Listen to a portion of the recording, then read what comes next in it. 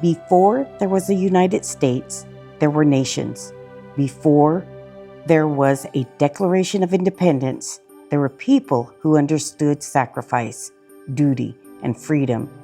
As America approaches 250 years, the Klamath Basin stands not apart from that story, but deeply within.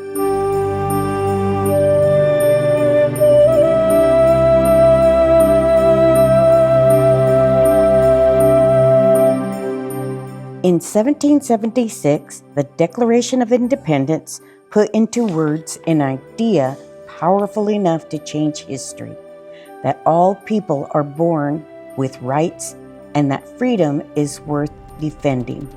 For Native people, those words arrived late, but the values behind them were never new. Native Americans have served in the U.S. military at higher rates than any other group. The Klamath tribes are no exception. From World War I to today, tribal members have fought in every major American conflict, not for recognition, but for responsibility.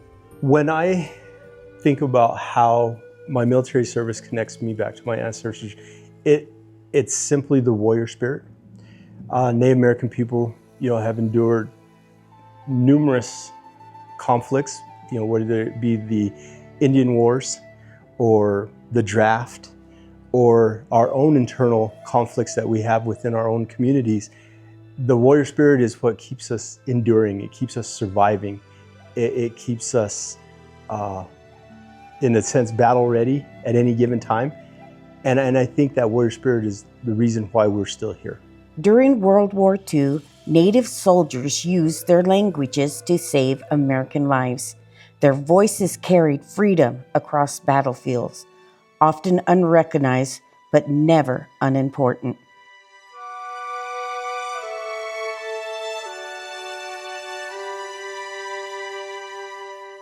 The way I look at it, since I got out of the military over 20 years ago, it's taken me a lifetime to really understand the complexities around what Native Americans feel about military service. The distinction between being a soldier in uniform and being part of the people. And the quest of all Native American communities to safeguard our cultures and traditions and do all I can to ensure that our people have a government that lives up to its trust obligations. Many Native Americans served before they were even granted full citizenship.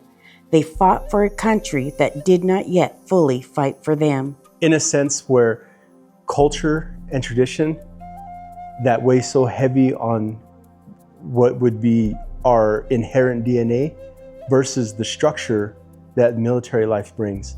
The two don't always go hand in hand. My ancestors cared for the land, respected our air and our water, and passed down those responsibilities to their future generations.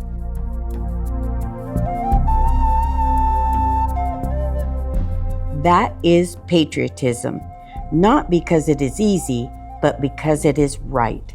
I struggled leading a non-military life, and then when I tried to introduce culture back into my life, the two really collided.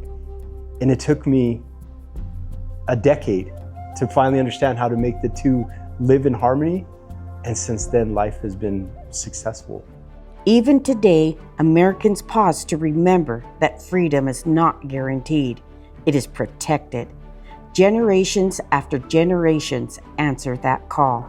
We must recognize that Native American history is American history, and throughout this history, our ancestors held fast to a belief that our people would endure.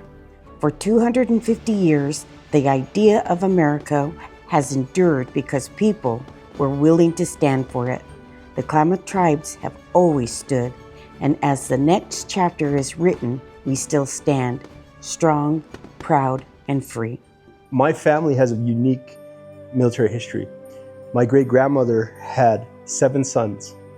4 of those sons served in World War II.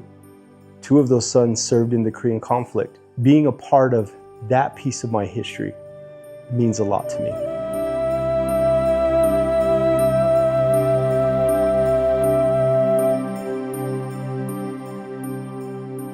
each Native American tribe, things like staffs have different meanings. There's not one particular right or wrong meaning. They're all unique for every individual tribe. For our Veterans Association, what this staff represents is the history of our Native American vets from my tribe. What you'll see on this is each of these feathers, these hawk feathers here, the beadwork on them represent the different conflicts. You have the Vietnam conflict ribbons, you have the Korean War, you have the World War II ribbons, and you also have the Purple Heart, which a lot of our Native vets came back with Purple Hearts, but the more important part is they came back.